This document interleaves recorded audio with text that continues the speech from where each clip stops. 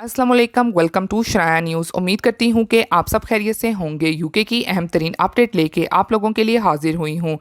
UK में settlement वीज़े को लेके बहुत से सवालात पूछे जा रहे हैं, जैसा कि बच्चों की सेटलमेंट से मुतलिक और मज़ीद पेरेंट्स की सेटलमेंट यानी कि नई शराइत जो कि दो कैटेगरीज़ में तकसीम हुई है और अब इसका एक बाकायदा ऐलान कर दिया गया है, जिसके बाद अब सेटलमेंट वीज़े से मुतलिक बहुत ही कन्फ्यूजन लोगों में चल रही है। लेकिन नई शराइत आ जाने के बाद अब सारी कन्फ्यूजन हल हो जाएगी। तो ये नई शराइत और दो कैटेगरीज कौन सी जारी हुई हैं, तो इस हवाले से तमाम इन्फॉर्मेशन को आज की वीडियो में शेयर किया जाएगा। तो इस न्यूज़ की तफसीलात के मुताबिक जैसा कि आपका बच्चा अंडर 18 होना चाहिए और उसका यूके में होना लाजिम है और ब्रिटिश सिटीज़न या आयरिश सिटीज़न होना चाहिए, सेटल इन यूके होना चाहिए, ILR उसके पास होना चाहिए और अगर यूरोपियन है तो फिर सेटल स्टेटस इसके पास मौजूद होना चाहिए और अगर वो EU सिटीज़न चाइल्ड है तो फिर उसके पास प्री सेटल स्टेटस होना चाहिए और वो यूके में 31 दिसंबर 2020 से पहले मुल्क में मौजूद होना चाहिए।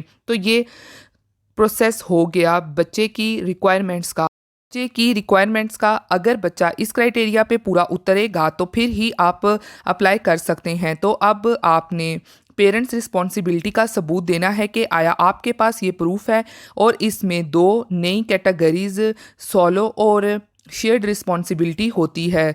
तो सोलो ये है कि आप ही इसके देखभाल करते हैं, कोई दूसरा बंदा इन्वॉल्व नहीं है, तो ये स्ट्रेट फॉरवर्ड सा केस हो जाएगा। और इसी तरह शेयर्ड में बच्चे का दूसरा पेरेंट्स होना चाहिए, तो वो आपका पार्टनर नहीं होना चाहिए और मज़ीद जो दूसरा पार्टनर है तो वो मस्ट बी ब्रिटिश सिटीज़न होना चाहिए, आयरिश सिटीज़न और सेटल इन यूके होना चाहिए और ILR इसके पास होना चाहिए, सेटल स्टेटस होना चाहिए और या फिर EU नेशनल होना चाहिए, प्री सेटलमेंट स्टेटस के साथ वो यूके में मौजूद हो ब्रेग्जिट से पहले।